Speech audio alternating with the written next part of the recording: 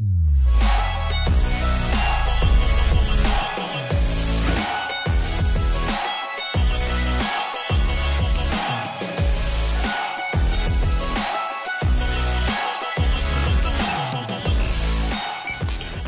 right, everybody, welcome back to another episode of the What's Next podcast, where we sit down with Southern California top agents and just, really just get to know them. Everybody sees their grind and what they're doing outside of this, but what's the real story? Why did they get into this crazy industry? So today, by the way, I'm your host, Levi Casada, and I have two very special guests today. Just the pure beauty in this room. Oh my goodness. You got to tune in just video to see both of these beautiful people sitting here in this podcast room. But today, my co-host, which she is a unicorn you hardly ever see her on social media. Love to have her. Welcome, Courtney Lewis. Welcome to the show, Courtney. Thanks for having me. Woo, woo, woo. Only for Robert. Only for Robert. Well, if you don't know Courtney, you've been living under a rock for quite a while here. Well, this leads me to our guest today. First time meeting him, do all my social media digging, already love the man. So without further ado, let's introduce, his buyer process were highlighted in a book by Gary Keller, Your First Home. He has spoken on stages with as many as 47,000 people in attendance. So this podcast is nothing to, but please welcome the one, the only Robert Colello. Woo! Welcome to the show, buddy. Welcome to the show. Thanks for having me. Yeah, I forgot the J in your name. Darn it. Oh, you want me to do it again? RJC, baby. The JC. It's the all JC. Good. I love it. Well, welcome to the podcast, man. This is not your first podcast. No. How many have you been on? I have no idea the number. Not a ton. Now I'm starting to enter that space. Are you? Yeah. Start your own? Yeah, yes, we are. Yeah. We're going to start 3 of them. We're going to start a business one. Okay. We're starting a couples one. We're just going to do like a campfire chat. Yeah. And then my wife's going to have a health and wellness one. Well, I love that. Yeah. Well, I want to tune into all of them. So when you get started, you let me know. Absolutely. All right. So I'm going to do a little icebreaker. You okay with that? Yeah. All right. You ready for this, Courtney? Because you look a little stressed over there. I'm a little stressed. You're a little stressed. I'm all good. Right. So let's just break the ice. Let's do a little would you rather. Okay. These are the best ones. This is the best part of the podcast anyways. All right. So first one. Would you rather let AI make important decisions for you or never use a computer again? Oh, for sure. Ladies first. AI make your decisions. That means you're... How do I use AI? Well, it'd be like, you know... Oh, I could do away with the computer. I really could. So never do a computer again. Never do a computer. So make your own decisions. I would like to make my own decisions. Yeah. Or at least I don't want to know if I'm wrong. Is the AI smart enough to know like what you picked out? So say it was like your outfit, because you only wear black. Just throwing that out there. Right? At times, yeah. Yeah, at times, same. Robert, what would you say? I would go with Courtney. I throw the computer out. Now, I do like the ability to delegate to AI, and we're only on the first level. It's going to get much more advanced, which is a good thing, right? And a bad thing, I think, if you look at it another way. But if I was to say, hey, no computer, make my own decisions, I like making decisions. Yeah. And I think a lot of time people don't use technology as much as technology uses them. So for me, I just get rid of it. Yeah. Those are great answers, both of you. I can't believe you guys both picked the same thing. All right. We're old school, man. We like you are old school. Great minds think alike. That's right. You know what it is? It's the face to face. You know, get rid of the computers, get rid of the Zoom. We'll talk about that a little bit later. We didn't even have text messaging. I think when you started, right? We didn't even. We did, but it was like A. You were hoping that they had a name. Otherwise, if it was C, you had to click 3 times. Three times. That's true. BlackBerry. Right? The BlackBerry. It's called SMS, and it was not short by any means. Yeah. We can't remember. Did we have to pay for each text too, or something like that? I think the plans were different. Phones I broke because it was so frustrating, All right, the next one. Let's see. Would you rather live next to a big stadium or live next to a big airport? This is kind of interesting because we live in a beautiful city with both. Courtney.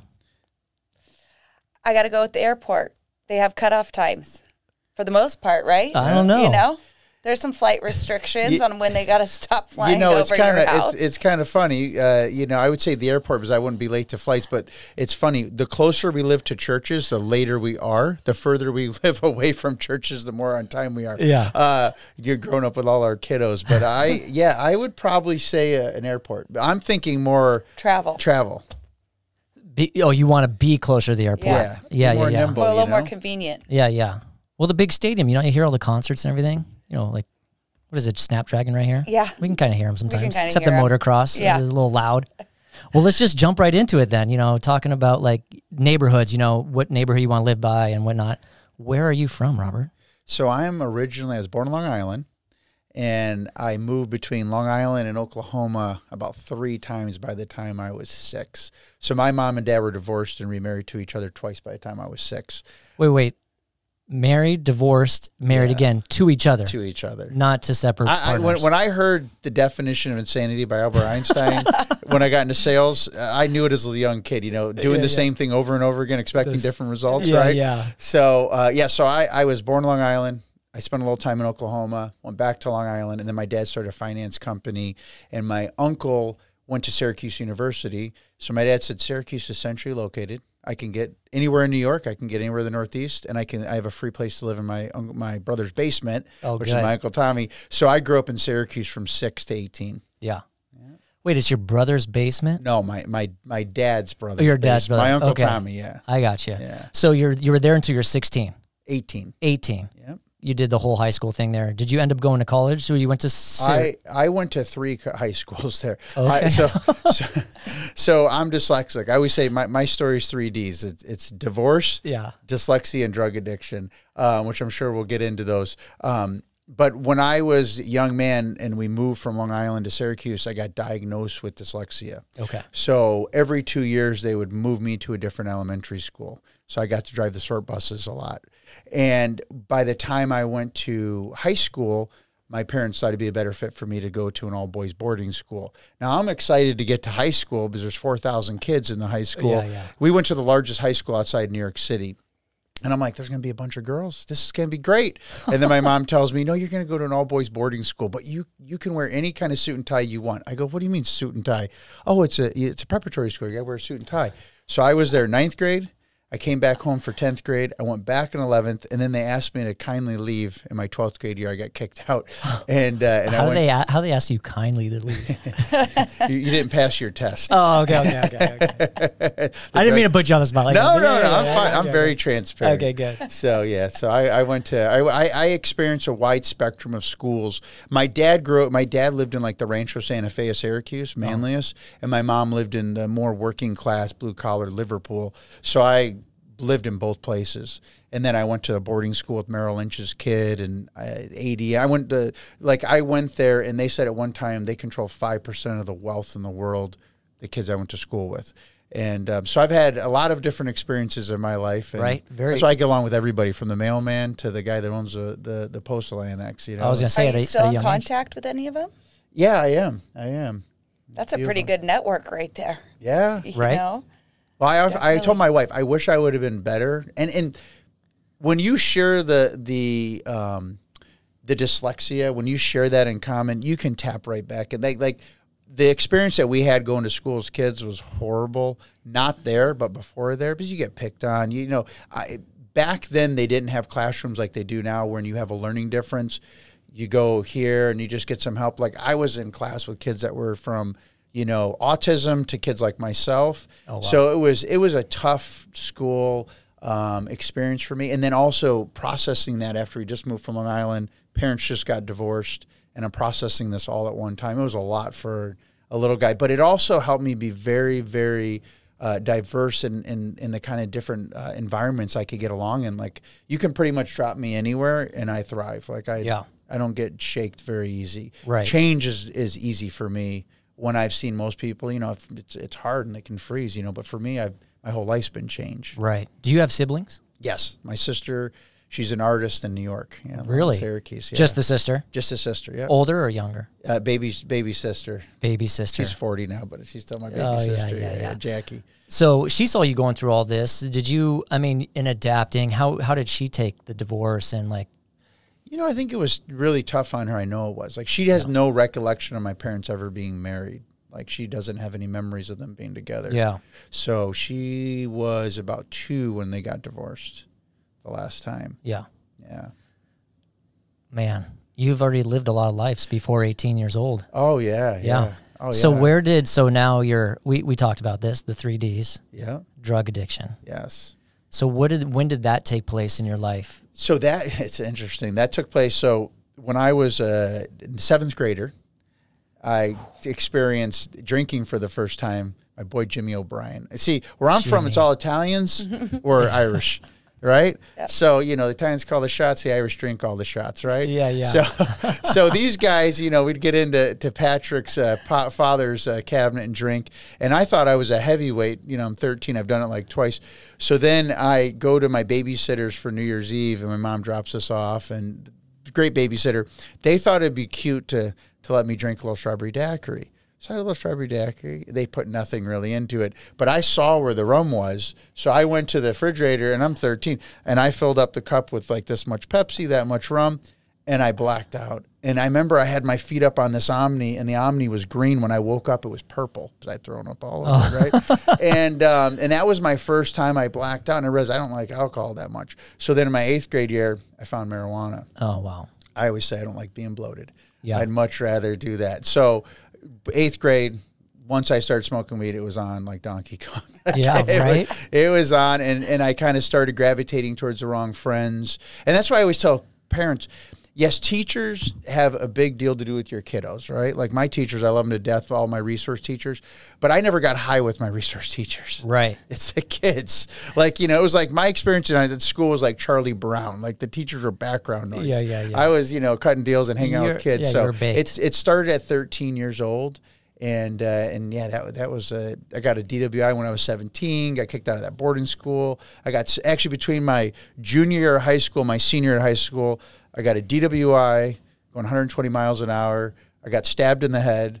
I went to stabbed in the head. Stabbed in the head with a knife. With a box cutter. Yeah, with a box cutter. Yeah, one night. And then I did 7 months of inpatient drug rehab from 18 to 19. Wow. Yeah, so I did a month of my senior year, got out, and I did an outpatient before that just to keep amnesty at my boarding school. There was kind of like, hey, if you say, hey, I went home and I did some stuff, they would respect that and you wouldn't get kicked out. And the school I went to is pretty expensive. Like that school right now is over $70,000 a year to go to. When I went there, I think we were like $3,000 less than Harvard. So I knew like, hey, I had fun this spring break, but my parents will kick my butt if I get kicked out. So, hey, so you're on the amnesty program. You had to go to an outpatient program, but I went into an inpatient program when I got kicked out. And then I got out of it, did 1 year in college. I only passed college because I got a medical discharge in my second semester to go to my next rehab. And that was the only reason I passed. Yeah. Wow. So you only did 1 year of school outside of, okay. Yeah. And congratulations, you're 24 years sober. This is my 23rd year. So I'm 22 years clean and sober. I'm going to my 23rd. Wow. Yeah, I did 1 year of college, but the thing was this. My dad owns a large finance company, and my whole time growing up, I was like, I'm going to work for my dad. Yeah. I'm going to take that company over. And it actually, during my drug addiction, it was kind of like the one differentiating factor that made me feel different than the friends I hung out with. Because a lot of my friends' parents, a lot of my friends couldn't even understand, like when I'd say, oh, where do you go to school? How much is it? Oh, it couldn't be that much. Or like, your dad just got a new $150,000 car? No way. Like, because where I come from, houses are $100,000, Right. Like, so they didn't understand that side because I didn't live with my dad all the time. I was there, I saw him every other weekend. But my dad was a very successful guy and was a multimillionaire in his 20s. So I'm like, hey, I'm going to work with him. And you guys are a bunch of losers, and I'm going through a phase, but I'm going to be okay. But when my dad told me, you're never going to come work with me if you don't get rid of the addiction, because people that work for me, I'm responsible for helping their kids go to college. Like, right. He has people making, $50,000 a year, people making $400,000 a year, you know what I mean? And when I realized I didn't want to work with my dad is when I was like, yeah, I don't want to go to college. I just said to my dad, I feel like I'm in pond scum. And he goes, what do you mean? I go, I just feel stagnant. There's nothing I want to go do here. There's nothing here I want to do. I want to get out there and get into sales. Like I've always known I wanted to be in sales. And so as soon as I realized I wasn't going to pursue working with him, And the reason I had to get a college degree, by the way, is he said to me, you have to get a college degree. I go, why, Dad? No, you don't like people with college degrees generally.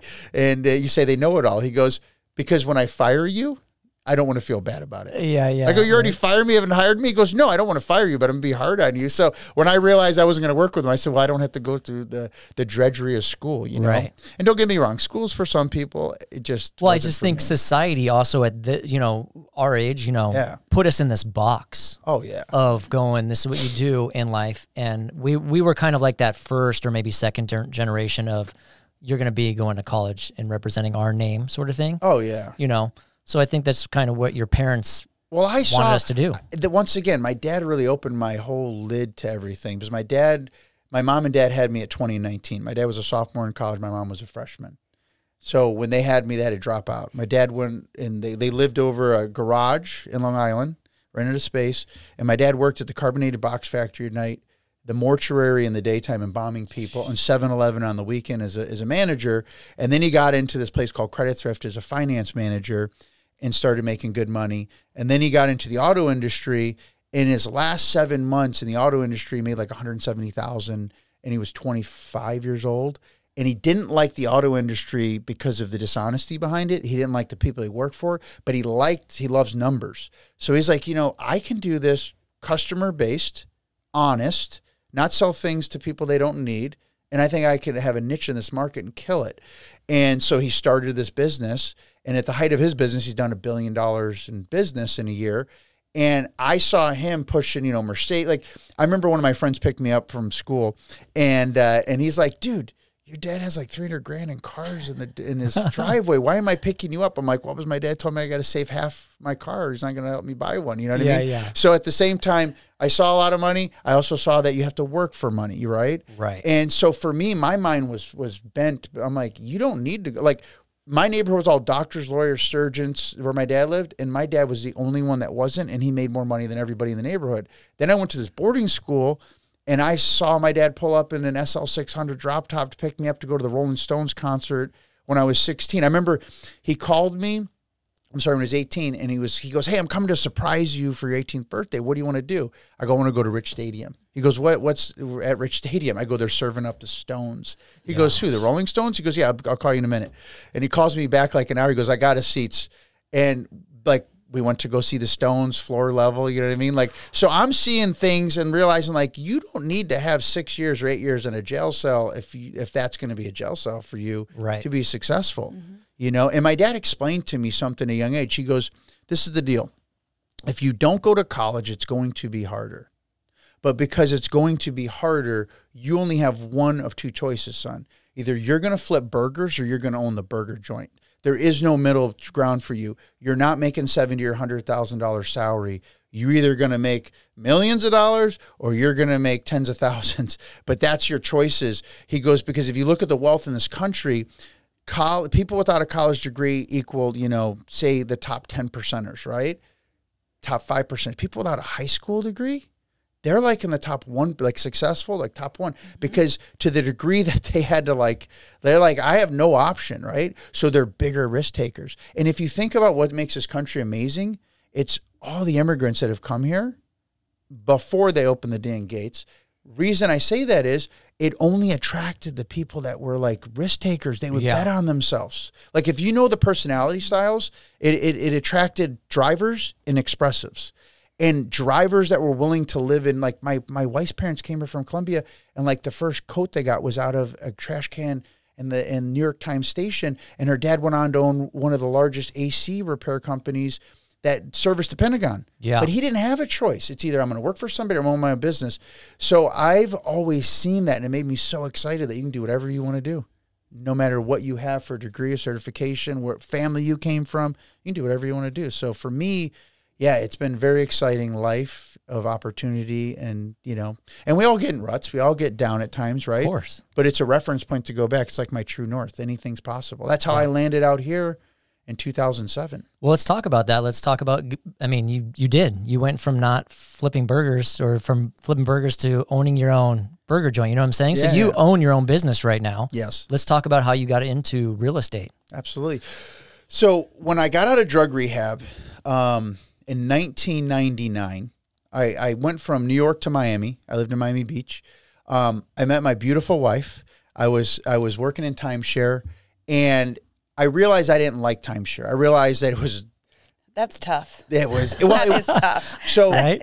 So well, you're talking about not being dishonest. Free trips away to people. Yeah. Okay. So there you go. Yeah. So my thing was like, my line was, "I'll give you something for free." Yeah. And I worked at Aventura Mall, and when I worked there, it was a small little booth, and I was making like $200 a week. It was off season, and I remember just thinking like, this is like drug dealing. Like, I feel like I'm drug dealing. And like, right? I don't feel good about this, sending people on tours where I tell them they're going to go look at this hotel, give us their opinion, and they're going to be, it's 30 minutes, 90 minutes, and they're there for 6 hours. So I gave my boss my notice, and Mr. Jefferson, never forget him, very distinguished man. He goes, "You're doing what?" "I'm giving you my notice." Wow, no one's ever given me a notice in this industry. He goes, "But son, do you know how good you are?" I'm like, "What do you mean?" He's like, "Well, you're the number 3 guy in this booth out of 30-something people." I'm like, "Yeah, I made $200 last week." He goes, "Yeah, but this is off season. You're going to make $800 to $1,500. I go, "And this is 99. I'm like, "I don't care how much money. I don't want to do it." He's selling like, you a timeshare. He's selling me. He goes, "How about this?" He goes, "How about if I could help you right now? You'll make 60 grand a year right now. You'll become the manager, get an override of the booth, 10%. You'll be making 100 grand a year right now. And then during the on season, you'll be making, between 150, 200,000. And I'm like, not interested. Not interested. Wow. For me, my sobriety was so important that I didn't want to mess with my integrity. Yeah. So I realized, okay, this is my last week here. And I saw this beautiful girl, which you can't see, she's off camera, we'll walking make sure by. Put some photos. And I literally am like, "Hey, I'll give you something for free." And this was the best.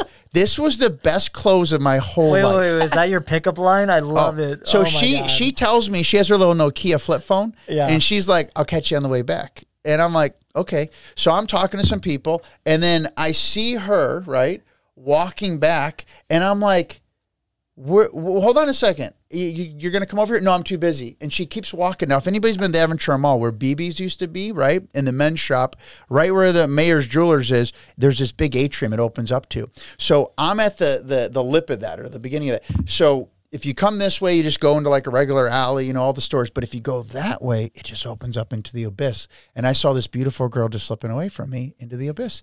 And I'm like, the wide open. I'm like, hold on a second. I go, "Hey, come back." She's like, "No, I'm too busy." I go, "Too busy?" I'm like, "I hope you can live with yourself."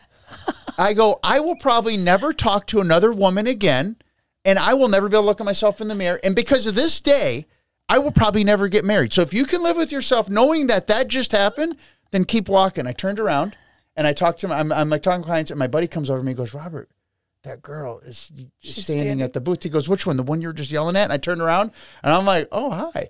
So we get talking, and it was so cute because I'm a little boy, 19. She's a woman, 26. Yeah. And her business card was GTE International Business Development Manager, in Latin America and Caribbean. When I had to give her my business card, you know what I did? I said, "Hold on one second." I went, and I said, "Here's 2 copies, a yellow one and a pink one, unless you lose one." I gave her a receipt with my name on it, right? Little boy from the mall. And then I had to do lead follow-up. Now, I hadn't listened to any Dale Carnegie. I hadn't listened to any sales CDs yet. I hadn't even got my first Tony Robbins CDs yet. Yeah. And I'm calling her, and she's like, "Oh, I'm on a trip." "Oh, I just got home, from this trip, and, my grandma made me dinner." And I'm like, "You said we're going out. Let's go out." "Well, my grandmother made me dinner." I go, "Okay, what about dessert?" "Oh, she made me dessert." Now, I'm thinking in my mind, she's just a really nice girl, gave me her number, but she's blowing me off. And I remember kids in high school going through this. I didn't go through this in high school with girls. I'm like, now this is payback. So I'm like, I got kind of feisty, and I'm like, "You're Colombian, aren't you?" And she goes, "Yeah." "You guys don't drink tea. We're going to go out to tea today. Let's go out to tea because you guys don't drink tea." She's like, "Okay, fine." And we went out for a date that night, and we have been inseparable ever since. Yeah. That's pretty smart, right there. Yeah, smart right? tactic. That's a great tactic. If you can live with yourself with knowing that you have just destroyed my relationships with everybody else. But even knowing that she's Colombian, and then you probably looked it up, right? What could she not have at home? Well, no, because what did she not eat or drink? Me being the gringo, I just know the Colombian on the instant coffee, right? So I'm like, I know you guys don't drink tea, so let's go to tea. Like, I'm just thinking, like, in my mind, my dad said objections are unanswered questions as a kid, right? I'm like, well, I just got to figure this out. It's like Tetris. So gotcha. That's amazing. And So 24 years now. 20, we just celebrated 24 years on Monday. 24 years. So you started this beautiful relationship, and that was on the East Coast, or? So that was in Miami Beach, Florida. Miami Beach. Now fast forward a little bit. So she gets pregnant. We get married, and this was a crazy thing, right? So I'm a man of faith. This is before I became saved. And I remember when we get the pregnancy test, she's pregnant, right? And that was the same week. So now I moved from telecom to working in business opportunities. My first week in business opportunity made $4,600. The second week I made $3,900. And then the third week the FCC came in and said, hey, you can no longer read 2 lines. You have to read 3 pages or 3 paragraphs. I'm dyslexic. So before you would call in, I'd say, hi, read 2 lines. And then I just start talking to you. Right. And people are buying like crazy, right? And I'm like, dang, I'm making some bank here, and this is great. Well, then when they came in and did that, I started taking what's called a draw. And they give you a $200 draw for 4 weeks, up to $800, and then you're working for free. Yep. So guess what happened? Week 4, I learned I'm working for free, and I learned that I have a son coming. So now I go to the office, right? And I remember we did one pregnancy test that came in positive, and I go, man, I got to go get another one. So I go get another one, and I'm driving over the bridge. And this is when mindset became a thing for me. This is when your future is determined by the thoughts you hold on to and the beliefs that you believe. This is when it became a real thing for me. And it was just kind of an intuitive thing from the way my dad would talk to me and the way my mom would talk to me. So I'm going over the bridge from Bell Harbor to Miami, and I'm going to Walgreens to get a pregnancy test. And I remember I had this thought coming in. It was like closing in from the left side of my brain. I just saw this thought in my mind's eye going all the way to the right side saying, your life is over. You will work at Burger King. You screwed up. Like, it was so deep, dude. That was weird. I just literally got chills from that. Yeah. That's crazy. And I literally lifted a hand up in my mind's eye, my right side, and I pushed it over. And I literally saw from dark to light. Yeah. And I said, no. And I said out loud, F that. I will not work at a Burger King. I will own a Burger King. Yeah. And my whole, everything changed. This happened to me during COVID too. And everything changed. And I went over there, and I didn't care if that test was positive, negative. It didn't matter to me. My life was going to be fine. And I had this image in my life of being at the bottom of the mountain. The mountain was success. The mountain was where I wanted to end up. And I just realized I have a backpack on with a kid now. And I'm going to still get to where the Lord has me to be, but it's just going to be a little bit more challenging now, maybe a little bit more heavy. My legs are going to get bigger now, right? Right. So by the time I get back, I come up with a plan. And I didn't know I was a visionary at the time. And I had a plan in my head. I'm going to go wait tables at Las Olas Drive. I'm going to make $600 a week, and that's going to hold me over for me to make it through this time. And I'm going to ask my boss if I can leave an hour early because I still want that opportunity to get a commission check, a big commission check. So I go in the next day, talk to Martin Bennett. God rest his soul. He died a few years after I worked there, got hit by a car on a motorcycle. And I said to Martin, hey, can I talk to you for a minute? And he said, sure. I go, come here. I go outside. He goes, okay. I go, hey, can I get off every day an hour early? And he goes, why? I go, well, I need to take the bus to Las Olas Drive. I didn't even have a car. I need to take the bus to Las Olas Drive so I could wait tables. And he goes, why? I go, because my girlfriend's pregnant. And he goes, just get an abortion. Oof. And I said, no, I'm not a Burger King kid. And he goes, Burger King kid? I go, yeah, because I just coined that phrase the night before talking to myself. And I'm like, yeah, I'm not gonna flip burgers. I'm gonna own the joint. He's like, what are you talking about? He goes, get an abortion. He goes, I did when I was 17 years old. I was a lifeguard at a camp, and a girl got pregnant from Ohio and got an abortion. And this was the second time that I heard the Lord speak to me in my heart. And I didn't know it was him, but I knew it was something bigger than me. Right. And he said to him, ask him if he regrets it. And I'm like, Martin's a big, aggressive guy, huge dude. And I'm like, when you heard the voice that I heard, you weren't going to say no to it. I knew it was God. Right. And I said, did you regret doing it? And I flinched. You're like, oh, no. I'm about to get punched, right? Yeah. But I was willing to get punched by him not to disobey that voice I heard, right? Yeah. Because when I was in rehab, I learned about this thing called spirituality. I was brought up Catholic, right? It was all religion. I learned about having a God that loved you, cared about you, can talk about you, can bring your good stuff, your bad stuff. You know, he was there for you, right? And it was a relationship. So I knew that's who I was talking to, right? And I asked him, and when I opened my eyes, he was crying. He had tears rolling down his face. And he says, every day I wondered if it was a boy or a girl. It was 17 years ago. And I was like, man, why would you? And I said straight up, I go, why would you tell me to do that then? Why would you give me that advice? And he goes, I'm sorry, everybody did it. And this is where I saw God's providence for you being obedient and listening to him when he prods you. The next thing that he said to me changed my life. He said, no, you're not going to go work at Los Olas Drive waiting tables. I want you to go next door and ask Tom Morgan for a job. I go, okay.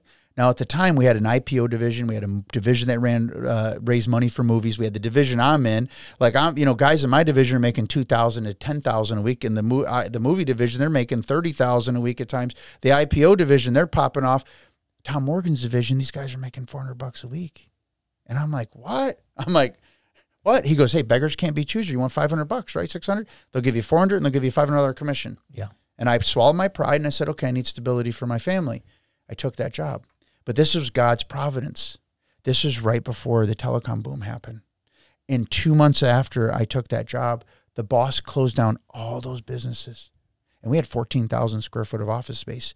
Wow. And a year from that time, we became the largest privately owned telecom company in the country. We had over 200 people, 150, 200 people in our call center, our customer service center down the hall from where I was working.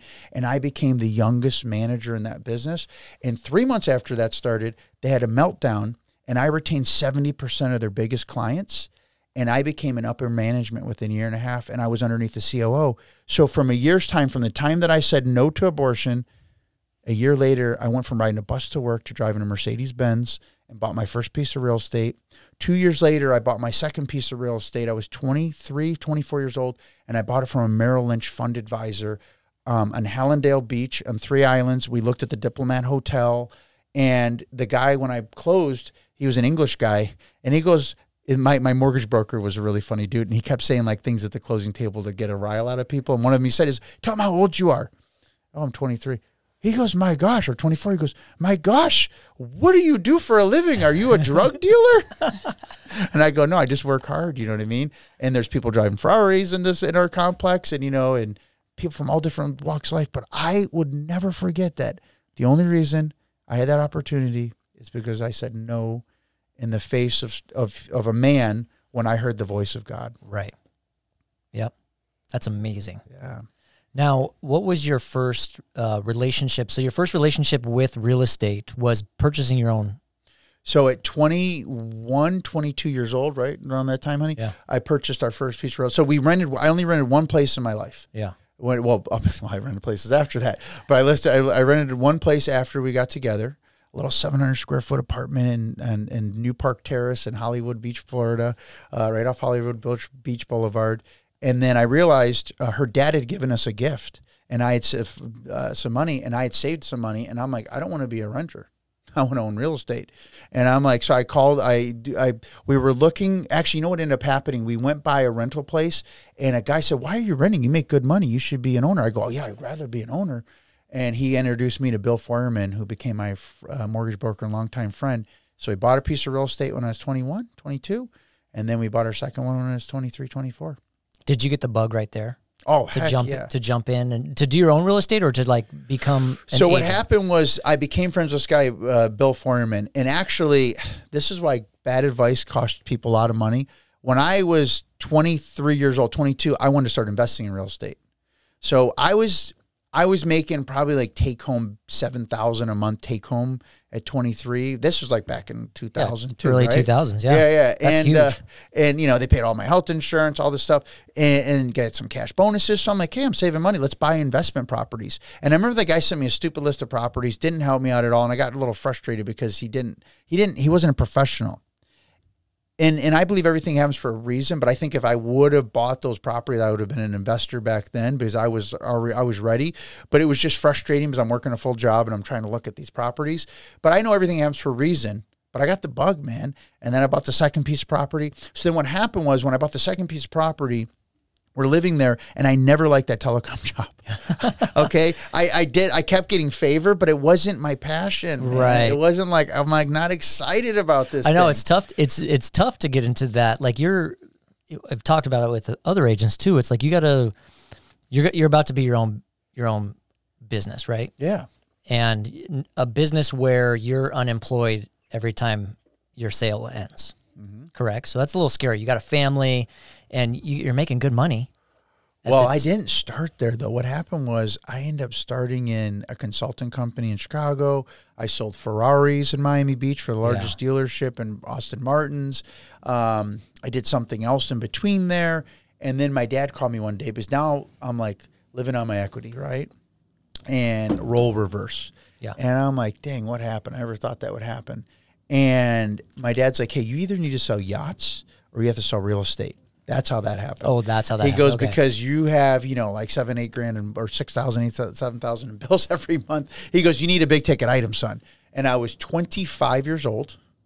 And I said, fine, yachts are super luxury. And I know they're like super cyclical. Real estate, I know about it. I like it. I've owned it. And then people need it. No matter if the economy is good or bad. So I went to real estate, right? And I remember when I was at Gold Coast School, they said it would take 9 months to sell your first home. But I was already in the school for 2 months. And I'm like, shoot, well, I'm going to do this anyways. They got you in this, like the timeshare. They got you. They got hooked me you in. And I was fortunate to get hooked up with a guy that used to come speak at the rehab that I was at, right? He used to speak there. I knew he was in real estate, and he mentored me. And he introduced me to a guy named Mike Ferry. And I joined coaching. That's how you met Mike. That's how I met Mike. So I got into coaching right away and put it on the credit card, right? Because Mike made a promise. He created more millionaires than Microsoft. Now, I'll tell you guys, I remember when I signed that contract, I thought, I hope it happens, but I hope it doesn't happen that good, because this is not something as a boy, I wanted to be an astronaut or a fighter pilot. But I signed because I knew if I wanted to get somewhere. I heard Tony Robbins tell me when I was 22 years old, when I was in that telecom job, I was watching infomercials one night. Life was good. We just bought our first place. We're getting ready to buy our second place.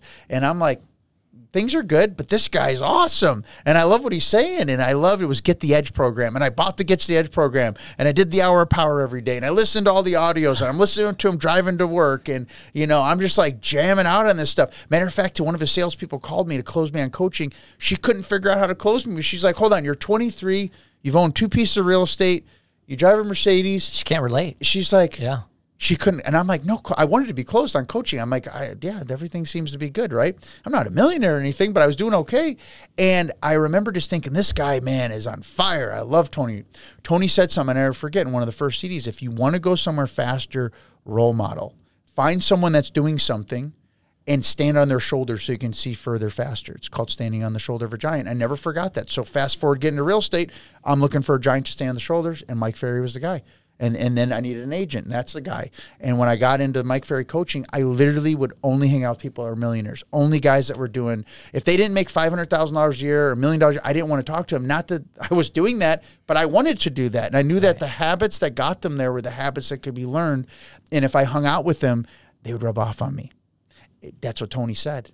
That's how he did everything through modeling. And other mentors I followed along the way. So that's how I got into real estate. And actually, in my first 90 days, it didn't take me 9 months to close a house. In my first 90 days, I closed 11 properties through FSBOs, people calling in. My first house. Cold calling, right? Cold calling. The first house I ever sold was a licensed real estate agent's house. I was going to say, to this day, you are still so consistent with your routine. He was just, I would go to his office and you were doing your calls, from 9 to 12, closed doors pretty much. Yep. And you would do your follow-up, your calls. I mean, his systems were incredible. And just to watch the consistency of it from, I didn't even know, all the way from 23 to today is incredible. And then 11 properties. So that just goes to show. Yeah.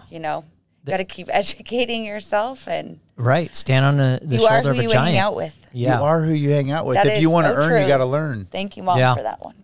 Right? Yeah. So during this whole time too, you're making a beautiful family. Yes. Yes. So how did you do what you're doing? You're doing so great. You know, your business is booming. It's still booming. What you've done with your career has been amazing. How did you balance your work with this new family as you're, you know? You know, that's been one of my biggest challenges and biggest victories in my life, if I can be completely honest with you. See, I didn't have a reference point of what that looked like. So it was new territory for me. So like I went to parenting conferences, got fathering books, you know, read a lot, and I didn't do it perfect. You know what I mean? I did it a lot better than what I went through. You know what I mean? Yeah. On my 3rd wedding anniversary, my dad called me and said, "Congratulations. You've outlasted all 3 of my marriages combined." You know? So my dad was married multiple times. My mom was. But the way that I did my best, you know what I mean? I did my best. In some seasons I was better than others, but I've really made it a point to be there for my kids. I've never missed a game. I've coached their teams. I've never missed a first. I was there for all their births. I've never missed anything of my kids. You know what I mean? I'm my worst critic with my kids, matter of fact. About 11 years ago, I started doing a thing called one-on-one trips with my kids. So every year I take each one of my kids on a one-on-one trip. I started out with camping because there's no cell phones, no reception for me. Good. And I took all my kids. So I look back, I get memories on my phone all the time because I live in deficiency. I'm always hard on myself.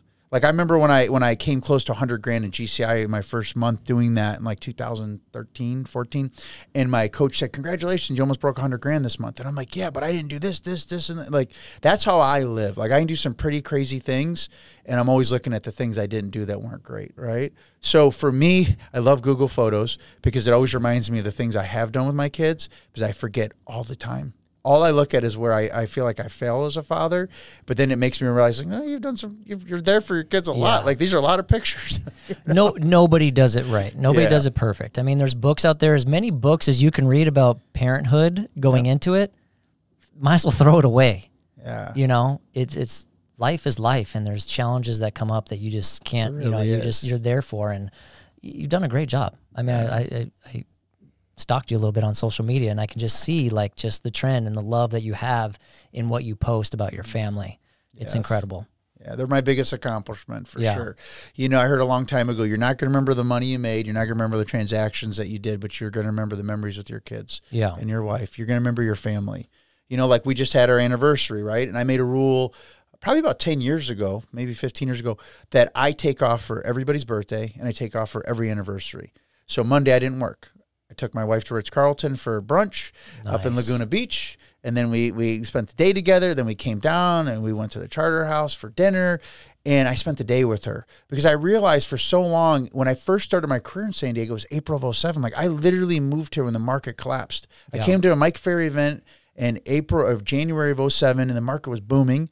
And I met an agent that was killing it. And I'm like, mentor me. He said, sure. And I knew I was coming out here. And I interviewed with him, Chris Heller, a bunch of other people. And I picked him, moved out here. And it was like, dude, this is going to be awesome. And then guess what? I move out in April, 3 months later. And the market collapsed. And, dude, I'm in bankruptcy in 08. And it was crazy. So, dude, we were in fight or flight, hustle mode. It was by when 2011, 12 hit, when things turned, maybe 10, it was the first time I didn't have to worry about how to shuffle the bills. My wife couldn't even pay the bills. She didn't know, like, I knew SDG&E could be this, 60 days, and this could be that, like, because dude, the market was sucking, dude, when I got here, right? And even though I closed 18 deals in my first 8 months here, it was like still with 6 people, it's expensive in California, right?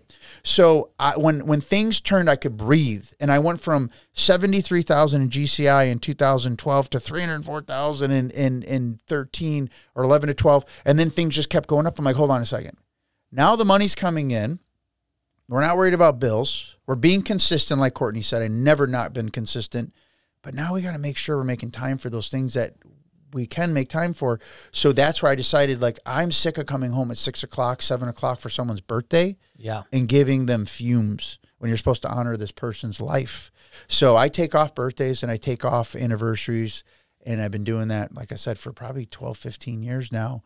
And I think I'm going to, I know, I'm going to implement that. I know, I sit over here, I'm all. Honestly, it's, it does make you think. It does. You're right. No, that's the people sometimes the people you cherish the most kind of take a backseat to your career, to other people that you're trying to do. And so, Courtney has been my biggest advocator on making sure I'm there for my family. So I thank you for that. She makes sure that I'm always, because I'm here a lot, right? But she's like, go home, go to your son's game. I'll say, you're not still there, are you? You go home. I'm pretty sure her and my wife share a calendar now. I told his wife, of that. I said, send me a calendar invites for what he needs to be at. Yeah. I love it. Because I think it's so important. Yeah. You know, that's your family is your. You only get once. Rock. You only get it once with them. So like you said, all the first and everything like that is tough. So let's pivot into the biggest slowdown of U.S. history, the pandemic. I can't imagine how you work, and then all of a sudden people were like, you can't work. Mm-hmm. Like what was going through your mind? You have a family to feed, you know, there's 6 of you, and so no office. So right.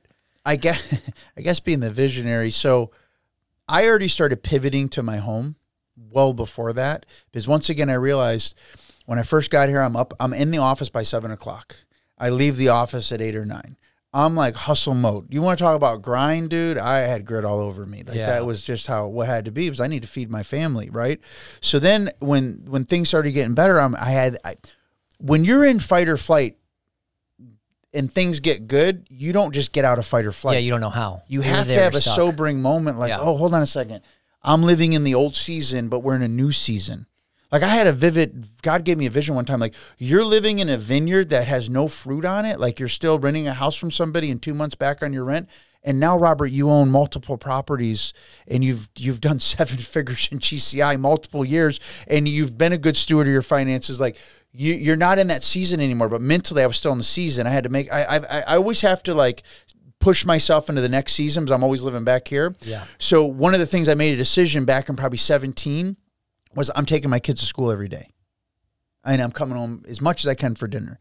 And I was still bad about it, but I'm coming home as much as I can. But I'm taking them to school because I'm not leaving before these kids wake up and just missing their childhood. Right. And those are some of the precious times I've ever had with my boys, my Dimitri and Angelo, take them to school, my son Robert. So then I started working from home more and more, because I'm like, dude, I can do this from home. Why not? So I would do it from home. And I have fond memories of my kids knocking on the door. I call them the Colombian brothers. And I'd hear them go, and they go, we can smell your coffee. You're in there, you know? Yeah. That's what I say, that closed door, you got to have something to like. So I worked in 17. And then by the time COVID hit, I remember thinking, because I'm always living in the deficit, dude, as soon as the market got good in 2013, 12, you know the first book I started reading? Shift. I told my assistant, get me Shift. I'm already getting ready for the bad market. Like I'm waiting for the shoe to drop, right? Like you're already planning for the worst. I'm planning. So now this actually happens. Now I've been planning this for 7 years, and it happens. I'm like, we're going to die. Yeah. And I just remember this. I remember telling my assistant, we always had a huddle in the morning at 8. And I said, hey, no huddle this morning. Get on the company meeting with Gary Keller. We're doing it. It's a World Wide Web. And we got on it, and she was 26, my old assistant, Katie. And I remember, as a leader, you have to lead well, right? And sometimes leading well, it's standing in the gap of scared. When someone's scared and it's a situation to be scared about, as a leader, you have to rise above your own feelings. So I remember I got on the call with her and I said, Katie, so what'd you think? She goes, I've never been in a recession before. I've heard my parents talked about it. And I realized she's only 26 years old. Poor thing. So I'm like, oh, shoot, she's scared. And I dropped my 4-colored pen. I love 4-colored pens. Do you really? I dropped it down. My sister actually bought me a painting this year for my birthday. Anyways, my best friend is an artist, and he did it, and she bought it from him. I drop it on the ground. And I remember there's a principle in NLP called anchoring. You anchor beliefs, right? Good and bad. And I dropped down, and I'm talking to her on my wireless headset. I've always worn wireless headsets. And I go, Katie. And I reached down, and I went from fear to faith to strength. From the time I was up to the time I went down to the time I picked the pen and came up. And when I picked the pen, I anchored a belief, and it never changed. I said, Katie, we're going to be okay. And I came up. I started my business in a down market, in the worst U.S. recession, U.S. history, that was driven by real estate. And I came here not knowing anybody from New York. This is the closest I'll ever be to being an immigrant, right? The only thing I knew was the language, but I didn't know anybody here. I'm from New York. I don't know anybody in California, and nobody. I had no friends or family, and I created a business, and it's going to work out. We're going to be okay. And you know why? Because I stood in the gap for this girl, because I'm like, I can't let my people be scared. And I had two showing specials at the time, her and my wife. And I called a team meeting. I said, guys, this is the deal. Everybody go get toilet paper. Everybody go get fruits and nuts and berries. Put the oxygen on your mask, your face first, because after that, we're just taking care of our clients. And we're going to call every single person in our database, and we're doing care calls.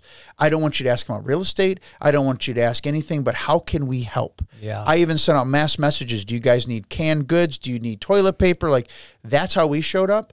And you know what? The market blew. You know what happened in the market? It went really well. So we were already in a place of, I didn't look at my bank account. I didn't care about nothing. I was just caring about taking care of people. Yeah. Because Zig Ziglar says you can have anything in life you want if you help enough people get what they want. And what do people want then? Certainty. Right.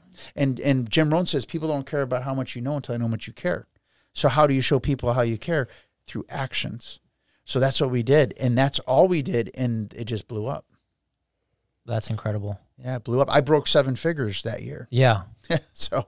Jeez. And who knew that's what was coming? It was, the talks were like 2 weeks, and then it was just forever it seemed like. We did the same, we have 4 offices, and to make 60 plus employees, family, feel secure. And so we took away the whole business part too, and started doing health and wellness check-ins, just contests, things that really, focused on their well-being, and so that they could be healthy at home and with their kids. And we're all still here together. I love that, because that was our team calls. We have a Wednesday team call. Went through the roof after that. Like, it was a wellness check. Really was. Yep. Where are you at? How are you doing? How do you guys feel? And, I had someone on my team was depressed because she couldn't go to the beach, and she loves the beach. And another one on the team, it was just like so much of this stuff. And we became so close because of that. So close because of that. And my showing specialists are all still on the team.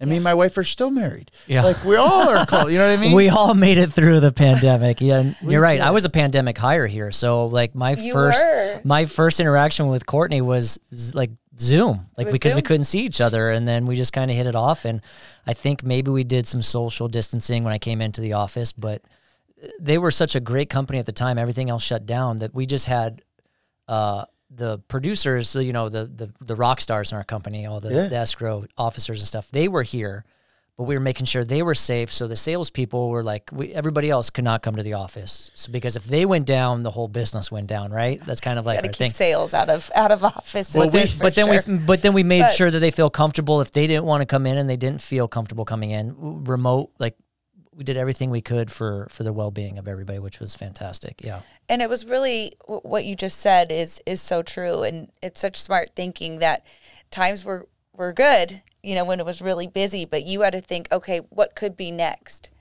And I think that's what's great with, CEOs and leaders of companies is you don't get too comfortable. You have to think, is there going to be downshift, or where's the market going to go? And you already have a plan in place. When that happened, like, literally that year, just to be frank, like, I invested over $500,000 in earned income that year, and I paid all my taxes and bought real estate and a little bit of crypto and I've always been buying stocks, because I'm like, no, like, things are going down. Like, if things could go down that fast, that quick, if the government could put you in a dunce cap, put you in the corner, tell you that you're not allowed to play, go to your mom's house for Thanksgiving. Who the heck are you to tell me I can't go to my mom's house for Thanksgiving? Right. Then I'm concerned. So I decided, no, I'm taking control of my family's future and my people. That's why we own our own office. No one will ever tell me again that I can't come to an office. That's never going to happen again. No one's going to tell my people they can't come to an office again. That's never going to happen. But that was where that pen rooted a lot of strength, and then focus, and then crazy drive, you know. And, my wife can tell you I probably went a little overboard, but I was like hustle mode, man. Like it ain't nobody's business, dude. And it was, I was doing in months what I used to do in a year in income and production, and I'm just going and going and going, because I'm like, you know what? There's never a consistency in life, in business. It's always inconsistent. And what are you doing? You have to be someone that has a pessimistic, optimistic outlook on life if you're going to be a good leader. Because for me, I have payroll. I have people's futures. I have my family's future. And I had a coach tell me one time, never allow your fears and doubts of the future, your confusion, to get in the way of the dreams of those around you that you love. So you know what? We're going to be scared at times. You know what? Sometimes there's going to be ups and there's going to be highs, there's going to be lows. But the deal is this. If you fall in love with the process and get rid of the results, the results will come through the process.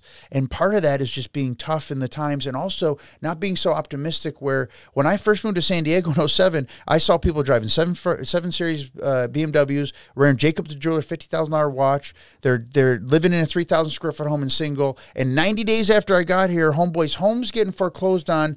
He pawned his watch to live out of his freaking car. We were renting a house for the longest time, and I was number 30th in North America for Keller Williams. My wife's like, when are we going to buy? I'm like, dude, we're buying when there's this much in reserves in the business and this much in reserves in this.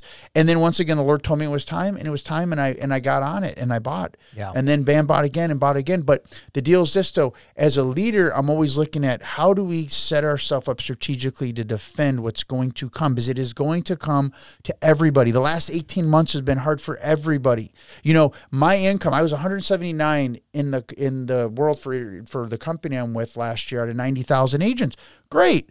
But dude, my income got slashed just like everybody's else. I'm like thinking, dude, what happened to the 80,000 other people, man? Yeah. But I had reserves. I bought properties. I owned things because I knew this time was coming and I wanted to be ready for it. So even though my income went down last year, my net worth went up. Yeah. You know, it goes back to the richest man in Babylon. You have to take your asset, put it to work to create kids. The kids create grandkids and the grandkids create grandchildren, and you live off those earnings.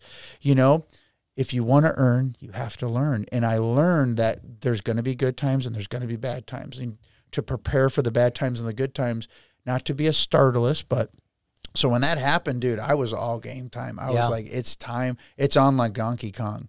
I'm not afraid. I'm ready to roll. Let's go. No, Let's you can pivot so quickly and you embrace everything so quickly as well, because I looked all the way. Your first Instagram post, by the way, was February of 2020. Nice. Went into March, and then you just blew up. So you embraced even the whole aspect of being social media, because that's where it was going for us. Is if we couldn't interact face to face, you had to still be out there.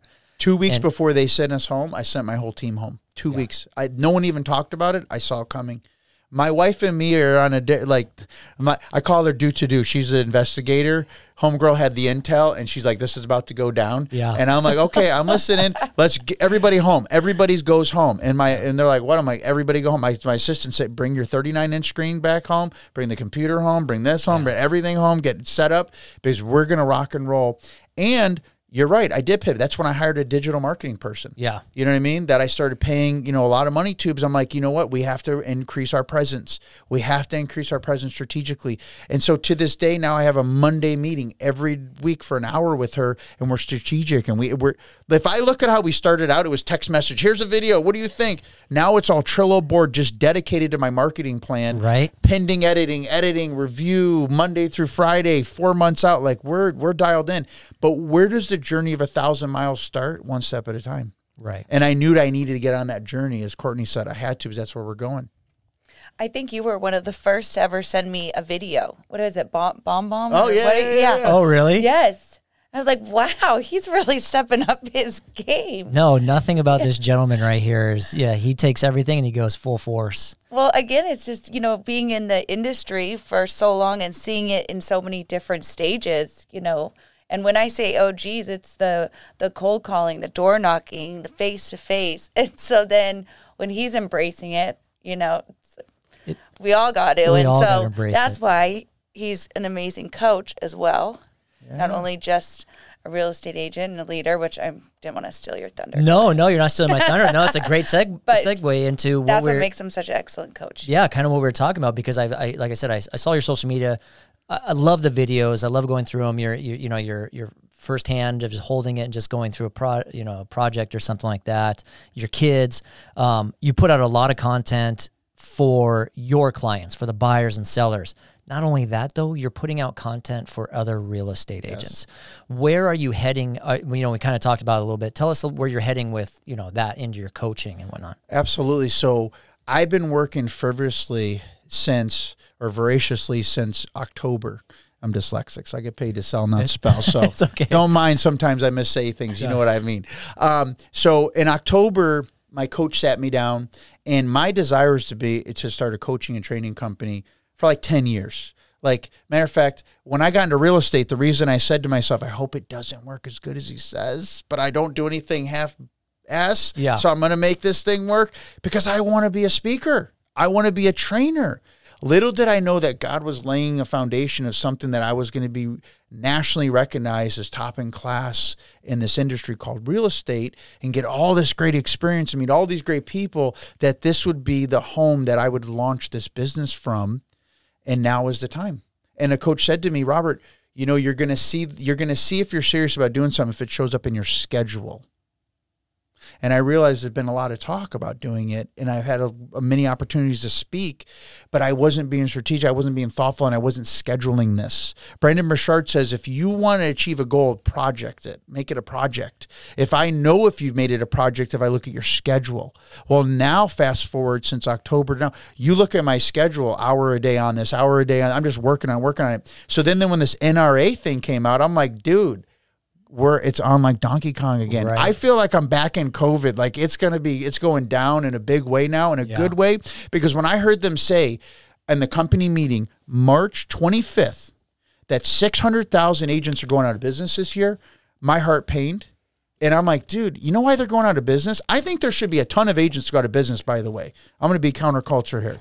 All the retired school teachers and mailmen and people that got in this business that have no business being in this business, not because they're retired school teacher or mailman, because they just wanted to make money, but they don't care about clients. They haven't honed their craft. They're not salespeople, and they don't know how to negotiate, and all they want to do is get a commission check, and they think they're just going to play golf all the time.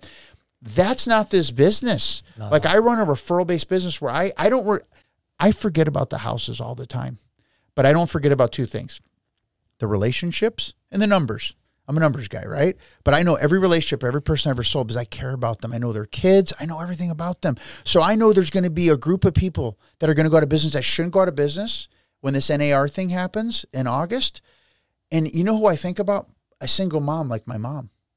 That my mom has a master's degree in psychology because she realized she couldn't stand up and cut hair her whole life, because she watched these ladies around her get varicose veins and couldn't stand a carpal tunnel, and she forced herself to go back to school, and she got a scholarship. She wrote an essay called "I Don't Need a Man, I Need a Plan," and they put her through a woman's place.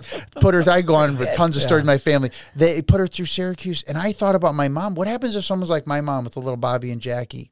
And they're getting in real estate, which has such an opportunity for people to really make a life for themselves and to make good income and take care of people, but they don't know how to communicate, and they don't have a belief system. And you can, in the days of going to the grocery store and finding a buyer and a seller because you can get the person that's bagging their groceries, or you met someone in line, they're done. They're done. It's over.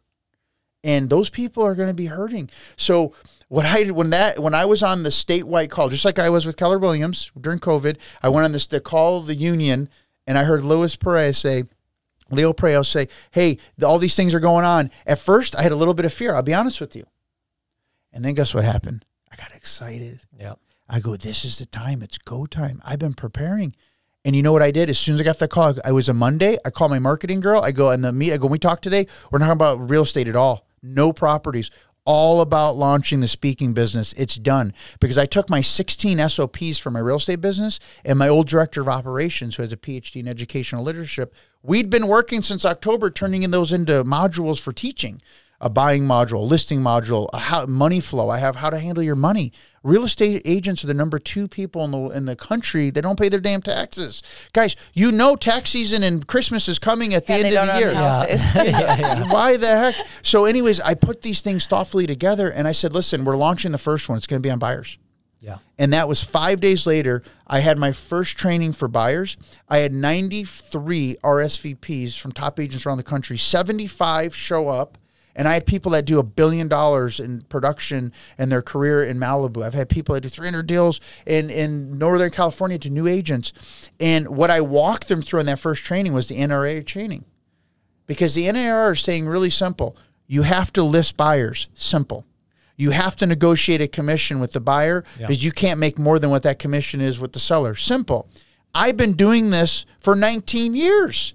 Actually, when I came to California, I used to always put a percentage in, and then I realized, like, well, everybody pays around the same, so I'll just put whatever's listed in the MLS. But I've always listed buyers, always. Now, we're doing the same thing. We're just putting a commission in there. And I realize the thing that's happening to agents is two things. They will fail for two simple reasons. Number one, not having a belief in themselves, that they are worthwhile for someone to give them an exclusivity. That's what it's going to come down to. And number two, not having the words to articulate the belief in themselves. Even if they do believe in themselves, why should you hire me over them? And that's what's good. That's very simple. If you can master those two things, you will thrive in this market. It is separation season. If you can't master those two things, it will be a separation anxiety when you're out of the business. And I don't want to see anybody that should not be out of the business if they could just make a little shift in their skill set, get out of the business. Second training to the last one I did, and that one is based on, the first one I did was based on the buyer's process. This is going to be based on the buyer's dialogue of what is it that you need to say to a buyer to agree to them to pay you a commission if the seller doesn't pay. Wouldn't you guys like to know what that is? Yeah. Like literally like that. Definitely. This NAR talk I hear, I see a lot of things out there and they're great, but they're talking about what it means. Like page 3 of the contract, section A, C. Okay, that's very clinical.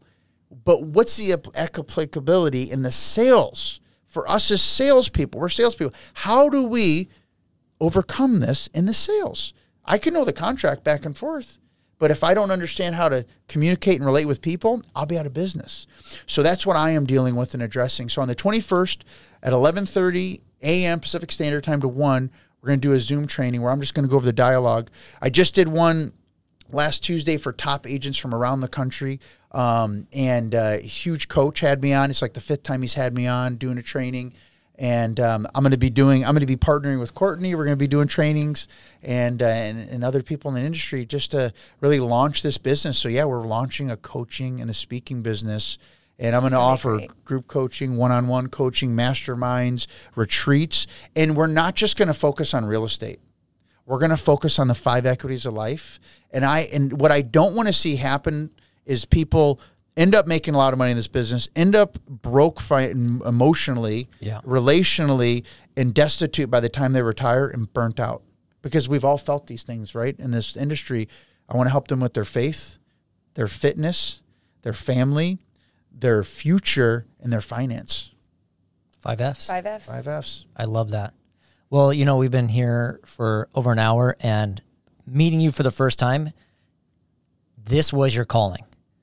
Because just listening to you for the last hour, like I've been captivated the entire time. Oh, thank you. Yes, you articulate yourself, dyslexia or not, but like, yeah, I say it all wrong too. I don't believe in dog. It's atheist, atheist, dyslexic. But man, this has been a wonderful podcast. So I want to thank you again. I want to be very respectful of your time. I know it's already past what we've talked about before, but I'm excited for you. I'm excited to see where you're going to grow with this. I'm excited to see, watch your family grow too. You have one left in the house after this year, right? Yes. Yeah. Oh man, you're going to be by yourself. You're going to be buying more properties than anything just to, are you going to downsize after that? We're going to try to have some more kids. No, I'm joking. Hey, I don't know. No, she's shaking her head over Are you going to be able to close that one? Let's see. Take you back to 19 years old. I know. Let's Practice makes perfect. That. But now's your time. Well, we're very happy for everything you've accomplished. We want to thank you again for coming. This is a long overdue podcast. We wanted to have you on for a while. I appreciate it. Rolling out coaching here in the next few months in different programs and looking forward to helping as many agents as possible, achieve what I have achieved.